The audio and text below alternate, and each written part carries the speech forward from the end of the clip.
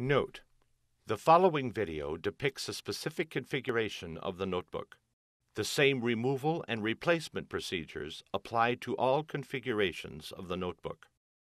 Before you begin, remove the battery, keyboard, top cover, hard disk drive assembly, wireless module, display panel assembly,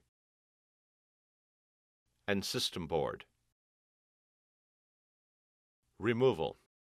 Remove the 3mm P1 Phillips head screw that secures the MSATA drive to the system board and allow it to release to the spring tension position. Grasp the MSATA drive by the edges and pull gently to remove it. Place the MSATA drive in a static dissipative bag. Replacement. Grasp the MSATA drive by the edges and remove it from the static dissipative bag. Align the notch in the MSATA drive with the key in the MSATA drive slot on the system board. At an angle, gently insert the MSATA drive into its slot on the system board. Press the MSATA drive down and replace the 3mm P1 Phillips head screw that secures the MSATA drive to the system board.